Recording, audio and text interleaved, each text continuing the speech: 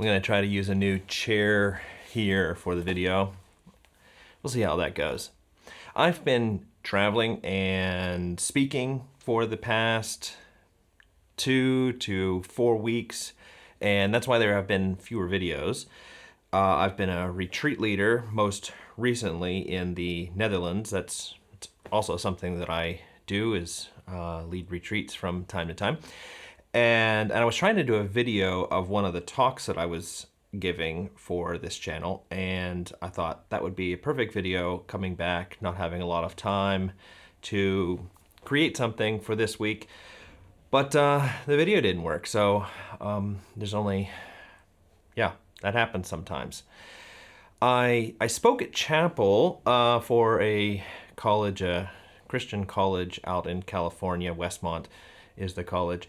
And I'll do a link to that message at the end of the video if you want to see that. But I was speaking with these students, chapel message to students from, let's say, 18 to 22. I was speaking to them about coming of age, and the first coming of age, which happens when we're teenagers, and then there's various rites of passage associated with that. And I assumed that I was speaking mostly to people, adults, young adults, who had kind of gone through that. And what I wanted to say was that there is a second coming of age, a sophomore coming of age, the first one being the freshman coming of age, which may or may not happen. It's one that depends a lot more on our initiative. And I think that in Western culture, we can see that it really doesn't happen to a lot of people. They remain in their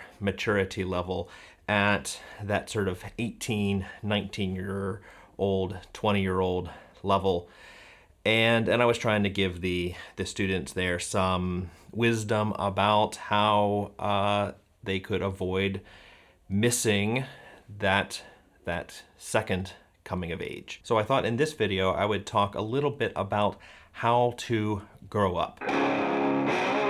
One of the questions that I asked the students in chapel was how many of them didn't have a smartphone, and I was surprised that none of them raised their hands, which I assume means that they all had them, or maybe they were just too embarrassed to admit that they didn't have one. I don't know. And I think that's very interesting, because I've been reading this book, as I mentioned in the last video, Jonathan Haidt's book, The Anxious Generation, which, if you know anything about it, his great thesis is that there is a link between the mental health crisis that we are seeing in Western culture, as well as the extensive smartphone usage and app usage. He thinks that's his great idea. I don't think that is the great idea of this book, and I want to talk about what I think is the biggest idea, at least for me, so far in this book. We talked in a previous video about anti-fragile, and that's a really helpful word for the human condition, how we exist, and how we need challenge, we need difficulty, we need pushback in order to grow. And if we don't have that, then we won't grow in natural and helpful ways. There's another term that he wants to throw at us, and that is experience blockers. That because we are anti-fragile, we need certain kinds of experiences, but it is possible to have experience blockers come in and rob us of necessary experiences that we have. They keep us from the challenges and from the discoveries that we need in order to grow and to grow up. Now, he's mainly interested in the ones that relate to puberty, to that first coming of age. But I think that this is just as relevant to the second coming of age, to this coming of age that starts or can start in our 20s, and will lead to us being a mature and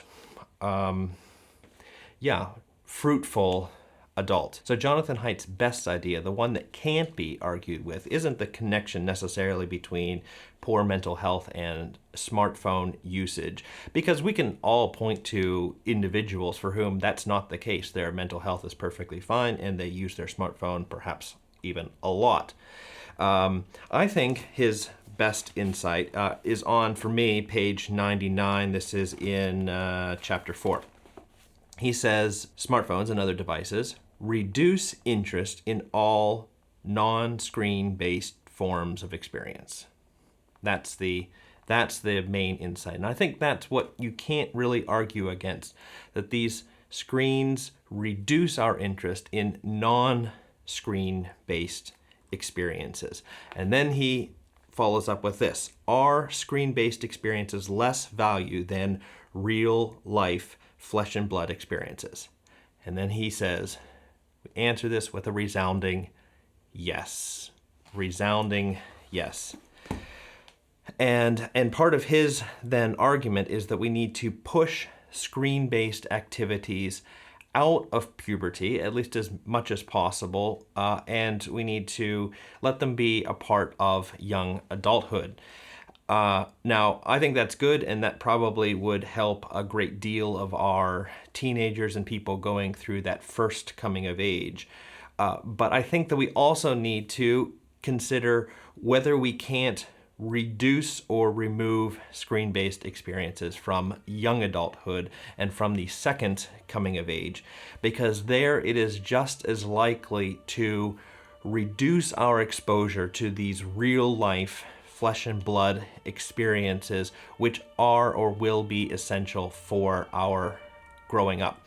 I don't know if you can hear the ambulance outside here. For those of you who don't know, I live in the middle of a city and there is a hospital and a police station not very far from me. So ambulances are quite common and not terribly annoying unless you're actually trying to film a video. Now, when we become adults or young adults, screen-based experiences don't become more valuable. They may become necessary in some respect, that we need to work with a computer in order to get certain things done. We need to do word processing, whatever it is, use the internet.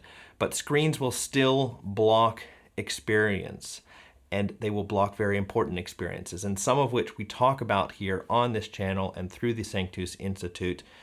We talk about reading and how important reading can be. Books are immersive experiences, and you will need extended periods of time to have that experience. We talk about church, going to church, being with real people in worship experiences. Screens will block the full benefit of those kinds of experiences. And we talk about spiritual practices, and most of the spiritual practices that you will need in order to grow up, become like Christ, will not be realizable if you have a smartphone with you. You will have to find ways to put that aside. It will not become your friend or a tool that you will use. It will actually keep you from doing what you are intending to do. So let me tell you this.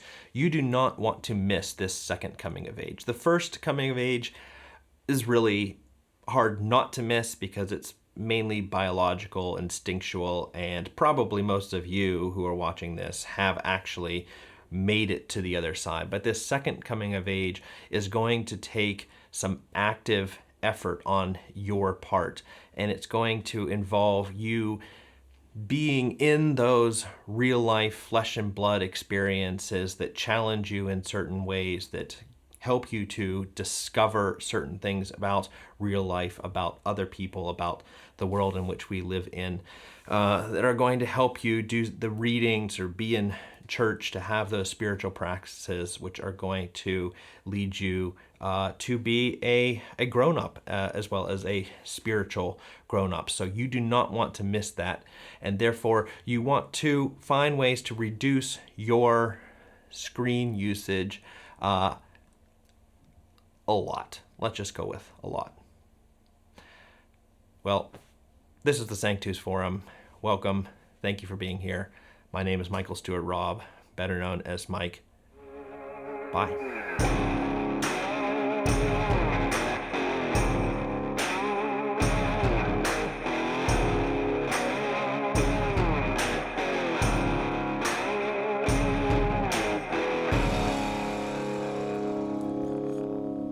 I had to do some reshoots.